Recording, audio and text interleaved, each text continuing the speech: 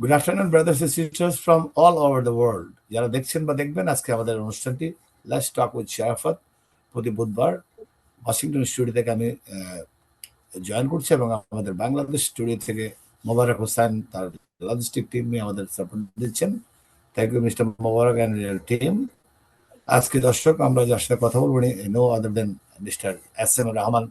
উনি আমাদের, আমরা জানি ওনাকে মিস্টার তনু, আমাদের মালয়েশিয়া বিএনপির উনি সহসভাপতি এবং উনি একটা সাকসেসফুল বিজনেস, ওখানে হোটেল ব্যবসা করেন। Mister Tanu, welcome to our show let's talk with Sharafat. আপনাকে আমন্ত্রণ জানাচ্ছি। Thank you sir. আপনি S M Rahman, what is stand for S M Rahman doctor সাহেব? S M Rahman, Sheikh Mohidur Rahman. Sheikh Mahidur Rahman, Mohidur Rahman. Yes. My god, we have to Mahidur Rahman now. Okay, আজকে আমরা দর্শকদের মাঝে আপনাকে পরিচয় করে দিতে যাচ্ছি। আপনার সাথে আমাদের মালয়েশিয়া দেখা হয়, তখন আপনি আমাদের বিভিন্ন রকম ভাবে আমাদের সাথে জড়িয়ে ছিলেন। লাস্টলি আপনি এয়ারপোর্টে আমাদেরকে যে খাওয়ালেন, বাসার পাক করা, সেই খাওয়া তো আমরা বলতে পারবো না।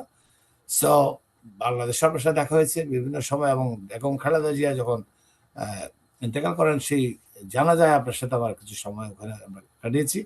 সো মিস্টার তনু, আমি আপনাকে জিজ্ঞেস করতে যাচ্ছি, শেখ রহমান তনু, শেখ মাহিদুর রহমান, আপনি যে আপনার শৈশবটা কোথায় কেটেছিল? Were you start your educational background? পড়াশোনা কোথেকে শুরু হয়েছিল আপনার স্কুল জীবন? আমার জীবনে আমি একজন একেবারে সাধারণ মানুষ থেকে অসাধারণ মানুষে পরিণত হয়েছি। আমার জীবন স্টার্টিং বাগেরহাট, মোড়লগঞ্জ শহরে স্কুলের নাম কাঁঠালতলা। ওখান থেকে আমার জীবনে স্টার্টিং। আমি যখন ছোট সময় অনেক দুষ্ট ছিলাম, লেখাপড়া করতাম না। যখন 4 বছর বয়স, তখন লেখাপড়ার উদ্দেশ্যে আমাকে আমার এক মামা নিয়ে যায়।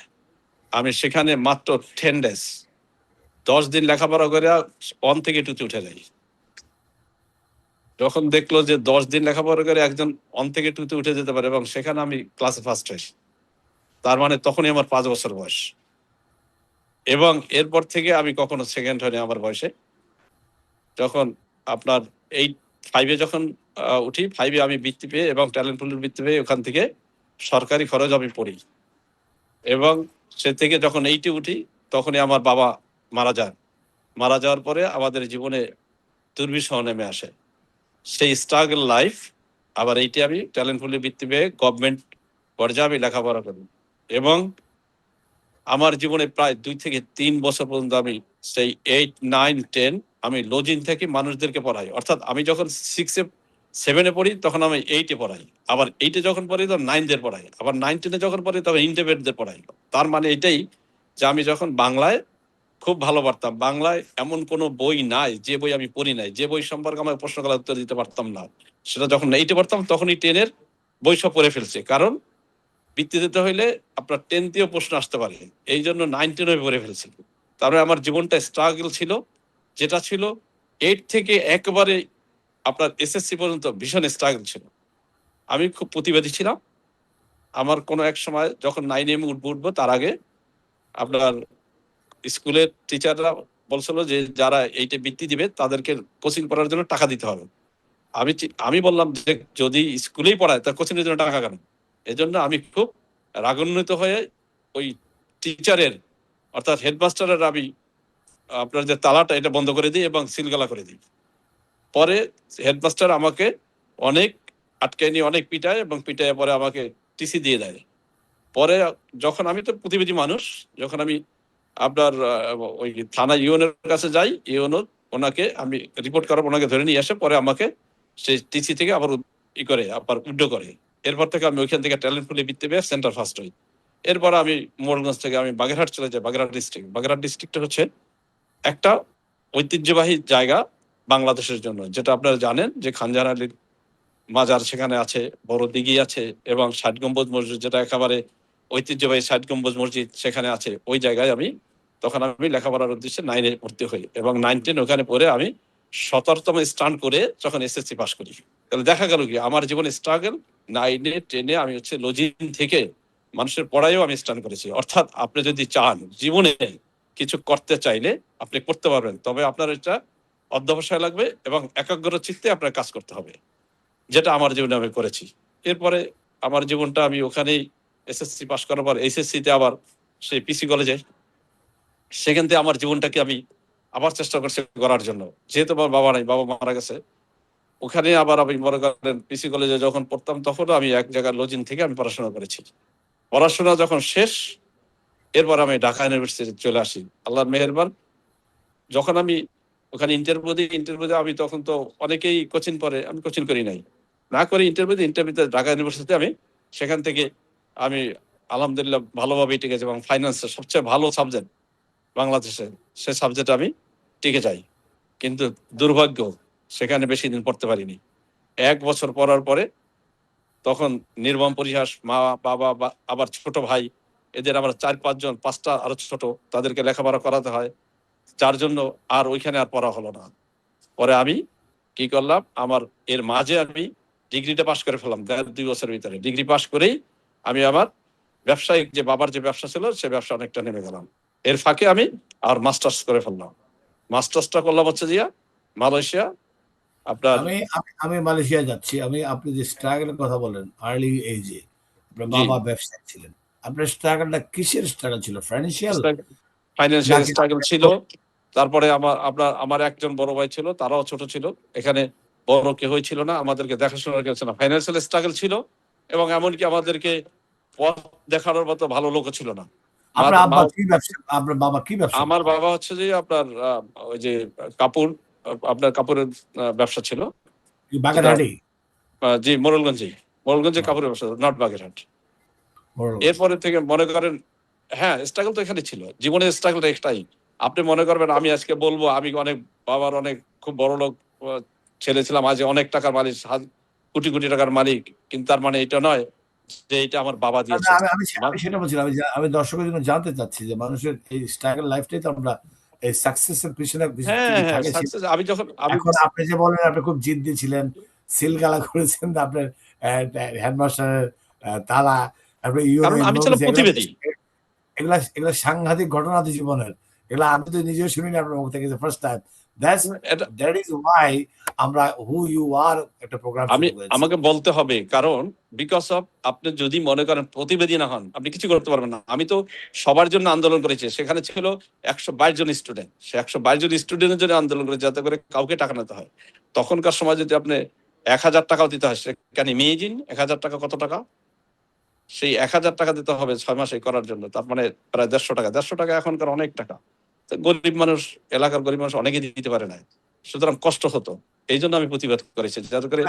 মানে আপনার যে কাপড়ের ব্যবসা ছিল, ওই ব্যবসাটা কি ওরকম বড়সড় ছিল না বলেই তখন স্ট্রাগল না ছিল না, না বড় বাবা? সড় ছিল না। বাবা মারা যাওয়ার পরে ওইটা আর চালানোর মতো মানুষ নেই। কে চালাবে ব্যবসা? ব্যবসা চালানোর মতো কেউ ছিল না। আহ কারণ আমরা ছোট তখন, এইটে পড়ি, আপনি বুঝতেই পারছেন। আমার মাও তখন। তারপরে আপনি ঢাকায় এসে বাবার ব্যবসাটা ধরেন, রাইট? আমি ঢাকা এসে না, আমি ঢাকা এসে বাবা যে স্টাইলে ব্যবসাটা করতো ওই সেই ব্যবসাটাকে আমি স্টাইলে নতুন করে, ব্যবসা। জি ওই স্টাইলে ব্যবসা নতুন করে আইস শুরু করি। আর তার মানে আপনি আপনি যখন আমি আপনার ইউনিভার্সিটিতে ভর্তি হওয়ার পরে দেখলাম যে আমার মা বাবা, আমার মা, তারপর আমার ওই যে ভাইদেরকে মানুষ করতে সাপোর্ট, হবে। মানসিক সাপোর্ট লাগবে, রাইট? সুতরাং ওই ব্যবসা ধরতে গিয়ে আর 1 বছর পর আর পড়া হয়নি। কিন্তু এমন একটা জায়গায় 1 বছর পড়ার পরে মানুষ পড়বে না, এটা হয় না। কিন্তু আমি সেটা করতে পারি নাই।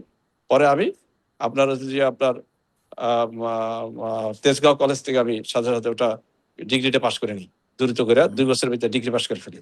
কারণ আপনি জানেন তখন ঢাকা ইউনিভার্সিটিতে সেশন যাওয়ার 7 বছর 8 বছর লেগে যেত। যদি আমি লেখাপড়াই করি তাহলে আমার আর ছোট ভাইদের লেখাপড়া করাতে পারতো। ছোট ভাইগুলো সব অনার্স মাস্টার্স করে সবগুলো বড় হয়েছে আজকে। সুতরাং আমার ভাই ছিল তখন, বোন ছিল ছোট, আমরা চার চার ভাই বোন, আরো ছোট কয় ছিল ভাই বোন? এরকম। আমরা হচ্ছে যে 8 ভাই বোন। আমার পরে আরো 4 জন ছোট ছিল, এই 4 জনকে আমার মানুষ করতে হয়েছে। সুতরাং আর বড় যা ছিল তাও আমার একেবারে কাছাকাছি বড়, এক বোন একেবারে বড় ছিল, তা বিয়ে দিয়ে ফেলছে। আর যা ছিল সব ছোট ছোট, বেশি বড় ছিল না, যার জন্য স্ট্রাগল জীবনে করতেই হয়েছে। ইনশাআল্লাহ তারপরে ব্যবসা ধরে দেখলাম ব্যবসায় আল্লাহর মেহেরবান ব্যবসা ভালো দিকে চলছে। এরপরে আমি চিন্তা করলাম যে ব্যবসা আমার ইমিডিয়েট যে ভাই আছে বড়, তার কাছে ব্যবসা দিয়ে দেন আমি বিদেশে পাড়ি জমালাম লেখাপড়ার উদ্দেশ্যে। এবং তখন আমি প্রথম আপনার কোরিয়া যাই, কোরিয়া থেকে তারপরে থাইল্যান্ডে আসি। কয়েকদিন পরে থাইল্যান্ড এসে যখন দেখি না, মালয়েশিয়ায় গিয়ে দেখি যে এই ব্যবসা মালয়েশিয়ায় বরং ভালো চলবে, এবং তখন মালয়েশিয়া আবার মাস্টার্স ভর্তি হয়ে যায় এবং ওইখানেই আমি আমার ব্যবসা শুরু করে দিই। সেখানে সেটা হচ্ছে কোন সাল? গার্মেন্টস। কোন সালে শুরু হয়েছিল এটা মালয়েশিয়া? সেটা হচ্ছে যে আপনার 94, 94 1990, হ্যাঁ 94, অর্থাৎ অনার্স পাস করার পরেই চলে যায়, এই আপনার ডিগ্রি পাস করার পরেই চলে যায়। আমার হচ্ছে যে এসএসসি 88 আর এসএসসি 90, এরপরে 1 বছর 91 চলে যায়, জীবনটা চলে গেছে ওইখানে, 1 বছর চলে গেছে, যার জন্য আপনার 93 শেষে পাস করে ফেলছি, যার 94তে আমি আপনার ইসে চলে যাই, মালয়েশিয়া চলে যাই। সুতরাং জীবনটা অনেক স্ট্রাগলের ভিতর দিয়ে আমি চালিয়েছি। আলহামদুলিল্লাহ, আপনি যদি একাগ্র চিত্তে কোনো কাজ করেন, আপনাকে ঠকবেন না, আপনি জীবনে সাকসেসফুল হতেই পারবেন। অ্যাম্বিশন, জীবনে মানুষের একটা অ্যাম্বিশনের ইম্পর্টেন্ট জিনিস, যেটা মানুষের অ্যাম্বিশন থাকতে হবে, একাগ্র চিত্তে কাজ করতে হবে, এবং সেই কাজের ফাঁকে কোনো অসৎ উদ্দেশ্য থাকতে পারবে না। সৎ উদ্দেশ্য থাকলে একদিন আপনি আপনার জীবনে সাকসেসফুল হবেন ইনশাআল্লাহ। মালয়েশিয়াতে সেটা আপনি ব্যবসা করতে গিয়ে কোনো প্রতিকূলতা, কোনো চরম প্রতিকূলতা পড়া হয়েছিল নাকি? না, না আলহামদুলিল্লাহ, না না না, স্মুথলি? মালয়েশিয়া ব্যবসা করতে হয়নি, এবং কোনো প্রতিকূল পরিবেশের সৃষ্টি হয়নি। যেটা হয়েছে সেটা হচ্ছে যে আপনি তো বুঝেন, হাঁটি হাঁটি পাপা করে যেহেতু মালয়েশিয়া ব্যবসা শুরু করেছি, সেক্ষেত্রে সাধারণ টাকা দিয়ে ব্যবসা করতে করতে আজ মনে করেন আপনাদের ধরেন মালয়েশিয়া 50 করোড়ের উপরে মালয়েশিয়া আমার সম্পদ আছে। সুতরাং এটা আমার একেবারে সৎ ও নিষ্ঠাভাবে আমি পরিশ্রম করতে করতে উইদিন 30 ইয়ার্স আমি এটাকে অর্জন করেছি। সুতরাং এটা একটা স্ট্রাগল লাইফ থেকে সাকসেসফুল লাইফের একটা ঘটনা বা ইতিহাস আপনারা শুনলেন। এই যে আপনি বললেন যে আপনার যে একটা ভালো অবস্থানে চলে গেছেন, আমি আপনার নাম্বারটা নাই রিপিট করলাম আবার, তার মানে পিছনে আপনি পিছনে লেগে যাবো লোকজন প্রেসিডেন্ট থেকে ডোনেশন নেওয়ার জন্য। আমি যেটা বলছি যে আপনি কাপড়ের ব্যবসা থেকে হঠাৎ করে আপনি হোটেলের ব্যবসা চলে গেছেন, আপনি ওখানে ওকে, আমি দেখলাম কাপড়ের আপনার ব্যবসা বেশি দিন, কাপড়ের ব্যবসা বেশি দিন চালাই নাই। না চালাই ওই দেশে মনে করেন যারা মানে মানে বাংলাদেশ থেকে অনেক অসহায় লোকজন যাইতো, তাদের জন্য আমি পারমিট ও ভিসা করার চেষ্টা করতাম, এবং একটা ওখানে লাইসেন্স করেছিলাম, সেটা হচ্ছে man power licence, Malaysian man power licence. সেই লাইসেন্সের মাধ্যমে আমি মোটামুটি মানুষকে উপকার করতাম, এবং তাড়াতাড়ি করে ওইখান থেকে কিছুটা একটা টাকা ইনকাম করতে পেরেছি। ওর পর থেকে আমি হোটেলে ব্যবসা শুরু করেছি, সেটা আজকের ধরেন 12 বছরের বেশি, 12 বছর পর্যন্ত হোটেলে ব্যবসা করি, এবং এখান থেকে আল্লাহর মেহেরবান সাকসেসফুল, বেশি করে জীবনের সবচেয়ে বর্তমানে সাকসেসফুল। আপনার এই হোটেল ব্যবসা, আপনি বললেন যে আপনি ম্যান পাওয়ার ব্যবসা ছিলেন, পাসপোর্ট ভিসার মানুষকে হেল্প করেছেন। Thank you so much, is a very lot to know about this, কারণ মানুষকে উপকার করাটাই তো সাংঘাতিক ধরনের ঘটনা। আপনার ব্যবসায়িক জীবনে আমি যদি অধিক আমি থাকেন, কোভিড very good. কোভিডের সময় প্রচুর হেল্প করেছি, কোভিডেও প্রচুর হেল্প করেছি। কোভিডের সময় নিজে প্রায় 2 মিলিয়ন মতো টাকা ছিল ব্যাংকে, এগুলা লোকদেরকে বেতন দিয়েছি, বসায় বসায় সাধারণ মানুষদেরকে খাবার দিয়েছি, যারা চলতে পারে না তাদেরকে দিয়েছি, যারা খেতে পারে না তাদেরকে দিয়েছি, ঔষধ দিয়েছি। এমনকি বাংলাদেশের দুজন ডাক্তার ছিল মালয়েশিয়া থাকে, এই সেই ডাক্তারকেও আমি বিভিন্ন সময় টাকা দিয়েছি, যাতে করে মানুষদেরকে হেল্প করা যায়। অনেক যারা পারে না, চলতে কষ্ট হয়েছে এলাকায়, তাদেরকে দিয়েছি। এবং এমনকি আমার 27 জন ওয়ার্কারকে প্রতি মাসে বেতন দিয়েছি, প্রায় 2.5 বছরের কাছে, 2 বছরের উপরে বেতন দিয়েছি, এবং বসায় বসে বেতন দিয়েছি, কারণ বেতন না দিলে ওরা দেশে চলে যেতে পারছে না, ওরা খাবে কি। সুতরাং ভেরি নাইস, ভেরি নাইস। খুব ভালো লাগলো আপনার এই কোভিড এর সময় যে সহযোগিতা ছিল, বেসড অন কমিউনিটি। আপনি বাংলাদেশি হয়ে ওখানে যে ব্যবসা করছেন, এই যে হোটেলের ব্যবসাটা, এই হোটেলের ব্যবসাতে আপনার কি কিছুটা বলবেন যেখানে বাংলাদেশিরাই কাজ করে, নাকি ওখানে মালয়েশিয়ান না, বাংলাদেশি মিক্স? মালয়েশিয়ানরাও করে, বাংলাদেশরাও করে। এবং এখানে আমাকে মালয়েশিয়া সত্যিকার একটা ভালো কান্ট্রি, যেখানে মানুষের প্রতি মানুষের অনেক দরদ আছে। মনে করেন 1994-95 সালে যখন ছিল, তখন মালয়েশিয়ানরা কোনো বাংলাদেশিকে দেখলে উঠাই নিয়ে যেত, নিয়ে খাওয়াইতো, ওখানে টাকা দিত, নামাজ পড়তে নিয়ে যেত, গাড়িতে করে নিয়ে যেত, আবার আগায় দিয়ে যেত। মানে বিদেশিদেরকে তখন দেখলেই তাদের ভালো লাগতো। আস্তে আস্তে করে হয়তো বাঙালি আচরণ, অন্য অন্য বিদেশিদের আচরণে তারা কিছুটা ক্ষুব্ধ হইলেও, আমাদের মতো যারা আছে আমরা তাদের কমিউনিকেট করে চলি, দেশের মন্ত্রী মিনিস্টারদের সাথে চলি।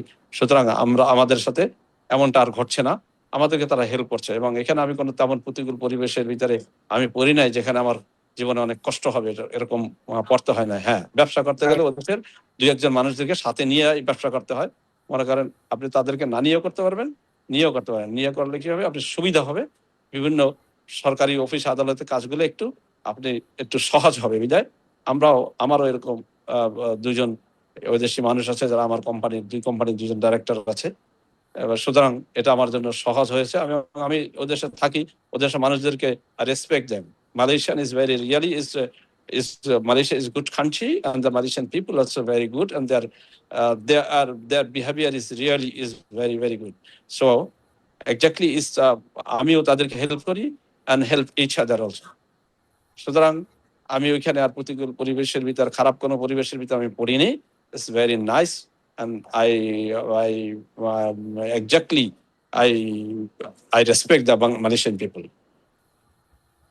আপনি যে মালয়েশিয়াতে যে ব্যবসা করছেন, আহ, আপনি এই বাংলাদেশের সাথে আপনার যে ব্রিজ, বাংলাদেশ যাওয়া আসা, সেই ব্যাপারটা যদি আপনি একটু খুলে বলেন। আমরা প্রোগ্রামটা একটু ছোট করে কোনো নিয়েছি, কারণ আপনার কোনো সাথে কোনো আজকে সমস্যা নাই। 2000 আপনি সাল আপনার যা শিখেছেন মালয়েশিয়াতে, ব্যাড গুড, ভালো মন্দ, ইভেন আপনি বলেন নামাজ পড়তে নিয়ে যেত, আপনি কি জিনিসটা বাংলাদেশে নিয়ে যেতে চান মালয়েশিয়াতে আপনি শিখেছেন, একটু যদি ভেরি গুড, বলেন। Good good question, good question. Exactly আমি 2000 সাল থেকে মালয়েশিয়ায় ক্যাটাগরি 1 বা আপনার যেটা একেবারে হাইয়েস্ট ভিসা, যেটা সেই ভিসা নিয়ে 2000 সাল থেকে আমি থাকি। 2000 সাল থেকে আজকে 26 ইয়ার শুধু ওই ভিসাটা নিয়ে থাকি। তার আগে আমি স্টুডেন্ট নিয়ে ছিলাম। সুতরাং এরপরে হচ্ছে যে শুধু 2026 বছর পর্যন্ত ক্যাটাগরি 1 ভিসায় থাকছি। এবং আমাকে প্রতিকূল পরিবেশে আমার ধরনের কোনো খারাপ পরিবেশের ভিতরে পড়ি না এবং ইমিগ্রেশন আমাদেরকে আটকায় নেয়। কিন্তু যারা বিদেশে আসে তাদেরকে প্রায় মানুষ 5 বছরের বেশি ভিসা মালয়েশিয়া বিশেষ করে দেয় না, দিতে চায় না। আপনি পরপর যদি আপনি কোম্পানি চেঞ্জ করেন, দেন 5 ইয়ার্স, দেন 8টা কোম্পানি চেঞ্জ করে 5 ইয়ার্স। আমার টোটাল 8টা কোম্পানি। সুতরাং আমি ইচ্ছা করলে 5 ওকে, 40 বছর থাকতে ওখানে পারি। ওখানে ওখানে আপনার পেয়ার সিস্টেম একটা আছে, পার্মানেন্ট রেসিডেন্স। জি, আমি এটা করা কেবল কি এটা সম্ভব? এটা এটা আমি নিয়েছি। এটা পার্মানেন্ট রেসিডেন্ট আমি কেবল পেয়েছি।